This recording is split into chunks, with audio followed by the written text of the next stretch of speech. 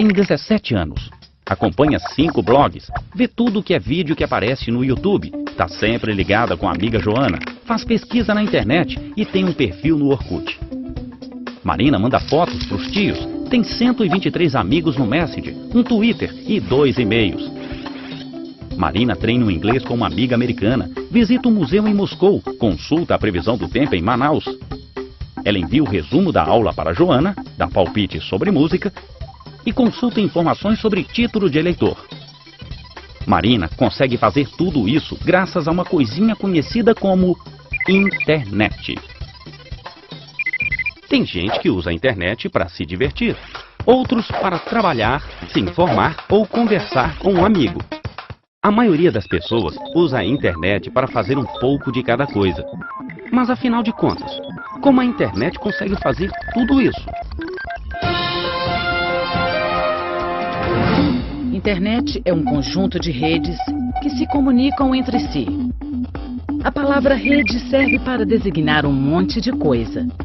Existe a rede do Gol, a rede para pescar, a rede para tirar um cochilo domingo à tarde. A palavra rede serve para descrever um emaranhado de coisas que se ligam umas às outras. Pode ser um emaranhado de fios, de estradas ou mesmo de computadores. Uma rede de computadores é formada por 2 ou mais computadores conectados entre si. Computadores ligados em rede podem se comunicar, compartilhar textos, um programa ou mesmo uma impressora.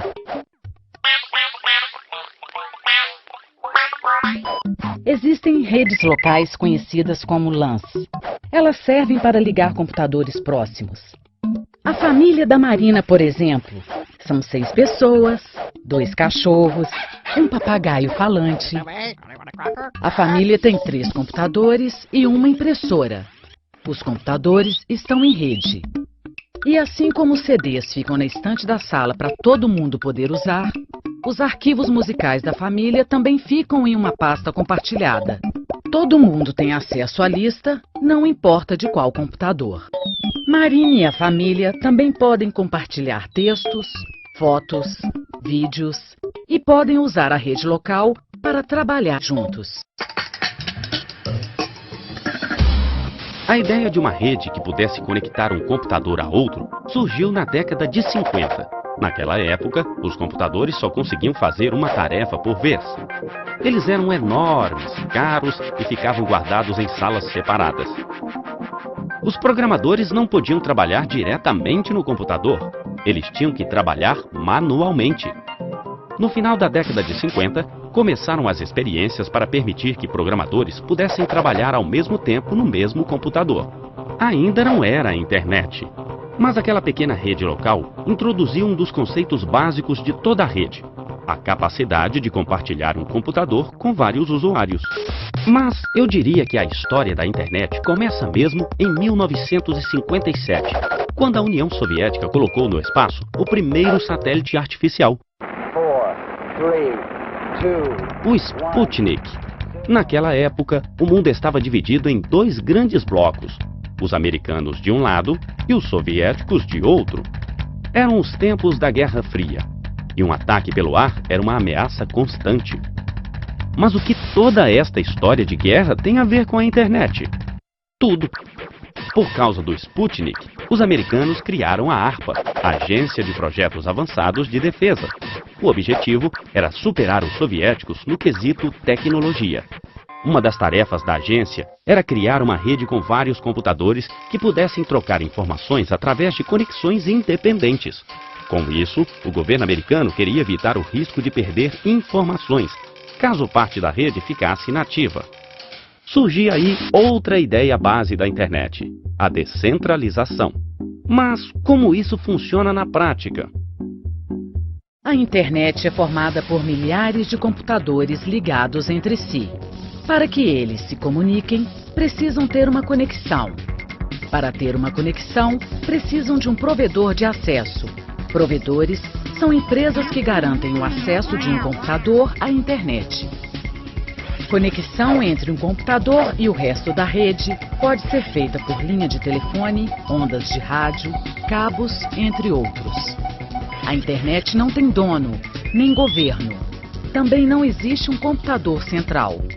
Assim como uma pessoa pode usar caminhos diferentes para ir de um lugar para outro, a informação pode chegar ao destino através de caminhos diferentes.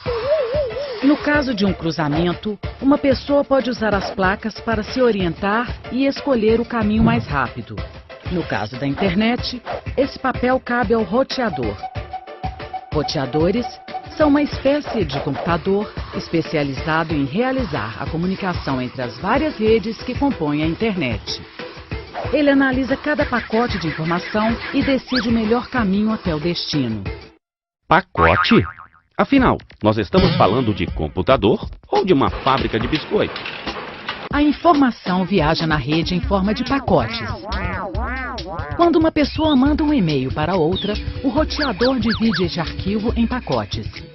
Cada pacote tem uma parte da mensagem. O roteador pode definir um trajeto diferente para cada uma destas partes.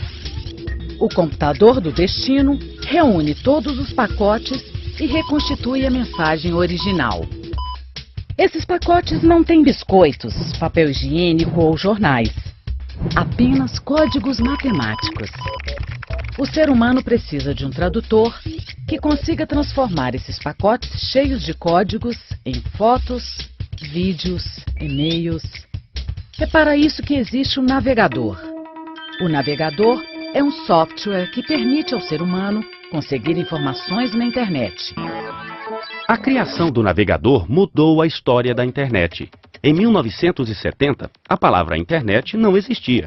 A primeira rede se chamava ARPANET e, no início, reunia apenas 4 universidades americanas. Tudo tinha que ser feito na base de comandos. Acreditem ou não, esta rede criou as bases do que hoje a gente conhece como internet. O nome internet só começou a ser usado em meados da década de 80 para designar esse conjunto de redes ligadas entre si.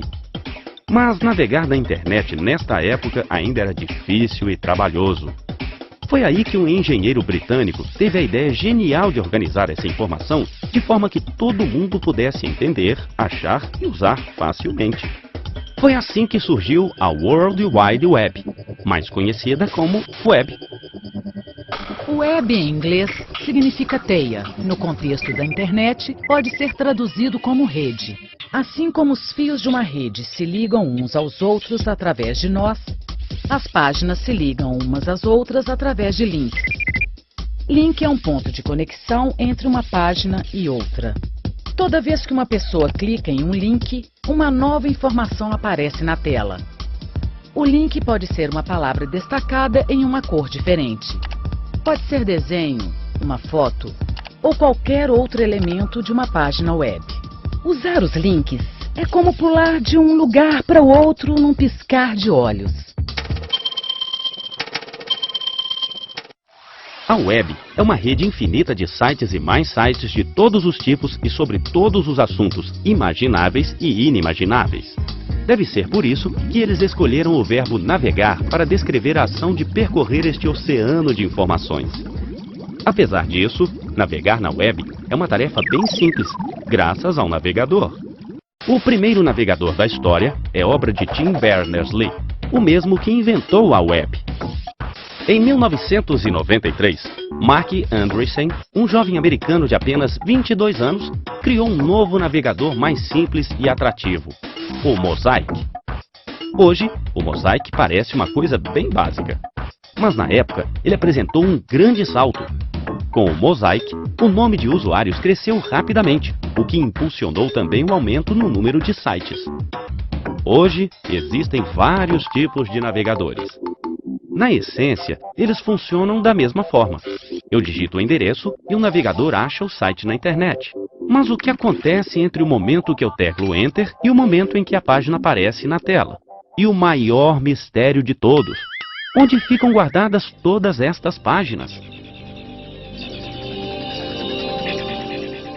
Todos os dias, milhares de pessoas no mundo usam um computador para se conectar à internet. Ao estabelecer uma conexão, uma pessoa passa a fazer parte de uma rede. Esta rede está ligada a outras redes, que estão ligadas a outras redes, que estão ligadas a outras redes. Bem, você entendeu, né? Cada máquina conectada na internet tem um endereço único, o IP. Um endereço IP típico se parece com isto. Assim como o endereço serve para localizar uma casa em um bairro ou cidade, o IP serve para localizar um computador em uma rede. Alguns destes computadores são conhecidos como servidores. Assim como as imobiliárias costumam alugar apartamentos para abrigar pessoas, um servidor costuma alugar espaço para hospedar sites. Não existe apenas um servidor, mas vários distribuídos pelo mundo todo. A pessoa por trás deste computador digita o nome de uma página. O navegador descobre onde a página está hospedada. Ele envia uma mensagem para o servidor solicitando a tal página. O servidor recebe a mensagem, localiza a página e envia de volta para o navegador. O navegador recebe a página, lê os códigos e transforma comandos como estes em imagens, textos, vídeos, desenhos. Tudo isso em questões de segundos.